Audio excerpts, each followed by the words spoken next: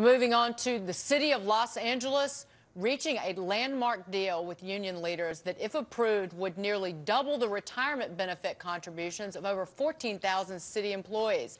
David Crane is former advisor to Governor Arnold Schwarzenegger, and he joins me from San Francisco with more.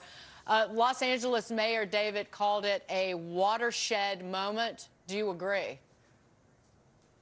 Well, everything helps. And increasing contributions from employees will help to defray some of the pension costs. But it won't solve the pension problem, in large part because the accounting at the state government level and the local government level doesn't really show people how large the problem is. You really can't solve the problem unless you address the level of benefits as well as increase contributions. But do you think, though, that it does say something about the union's willingness to step up and work with these municipalities and work with the states, and that they possibly see the writing on the wall, that the tide might be turning against them? I mean, we can cite polls. Like there was a poll recently that said people in California, there were 57% of people that favored cutting benefits. So isn't it a landmark in that sense, perhaps? I think it's a landmark in the sense of politicians finally being willing to do the right thing. You know, the unions have been doing what everybody in their position would do, which is to take advantage of rules, just the way corporations and others take advantage of rules to further their gains. The problem has always been the politicians. The politicians are the ones who make the promises and in exchange get campaign support.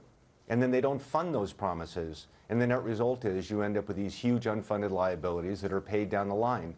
So while the unions may be recognizing a new political reality, it's more about some politicians having a little bit of spine. Well, speaking of spine, part of the chicanery that we've talked about on this program before is the assumed rate of return that a lot of these pensions are using, and that it's falsely high. And recently, I know that the California Public Employees Retirement System, or CalPERS, did not change its own assumed rate of return, even though I think the actuary told it to do so. And so, frankly, aren't a lot of these pensions still living in la-la land? They are, and they know it, actually. You're right. CalPERS board voted to maintain an unreasonably high investment return assumption, which is the same thing as essentially borrowing money at a very high rate and having it repaid in the future by our kids and their own kids. There were at least 3 people on that board who voted to lower the investment return assumption, including the state treasurer of California, who did the right thing in my view. But still, you find people that are unwilling. I was thinking about this yesterday. Tom Brokaw has this book about the greatest generation, which were my parents.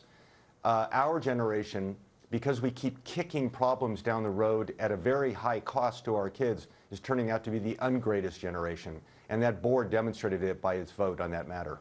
David, it was great to see you. Thank you so much for that. David Crane, we'll see you soon, I hope. Take care of yourself. Have a great weekend. Thank you.